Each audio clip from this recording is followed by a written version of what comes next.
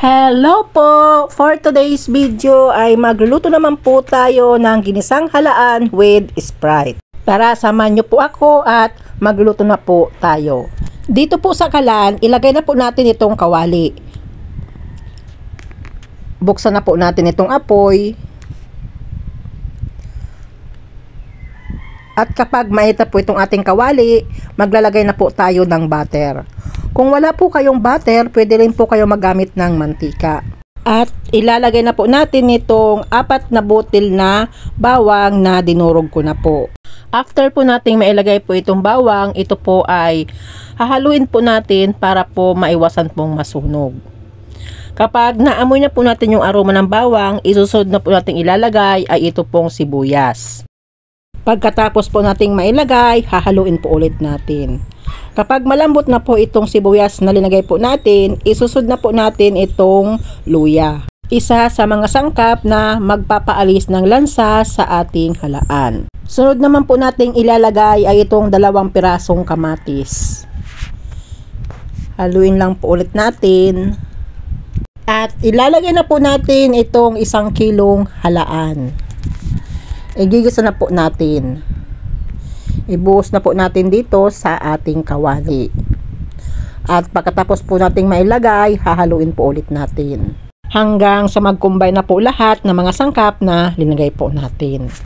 Ito po pala na halaan, before ko po ito linuto, ito po ay hinugasan ko po ng mabuti. Siguro po mga 5 times ko po itong hinugasan. After po natin itong mahalo, maglalagay na po tayo ng durog na paminta. At maglalagay na rin po tayo ng seasoning.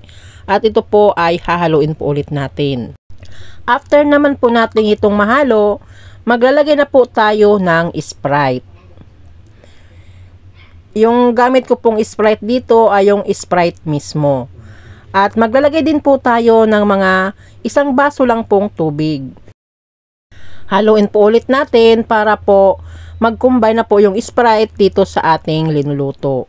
Tamang-tama naman po ito ngayon dahil maulan na po ang panahon, kaya masarap na naman pong maghigop ng mainit na sabaw. Takpan muna po natin hanggang sa ito po ay kumulo at maluto. After ilang minutes po at kulong-kulo na po ito po ay bubuksan na po natin. Pagkatapos po nating mabuksan, ito po ay hahaluin po ulit natin. Habang naghahalo po ako dito, sa mga hindi pa po nakapag-subscribe sa akin channel, pa-subscribe naman po, pa-like na din po at pa-click na din po ng notification bell para parati po kayo updated sa mga bagong video ko pong i-upload. Salamat po!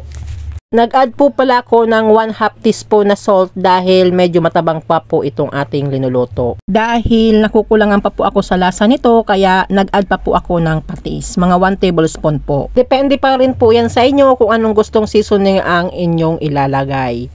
Dahil ito ang nakita ko po dito sa aking kusina, kaya ito na lang po ang linagay ko.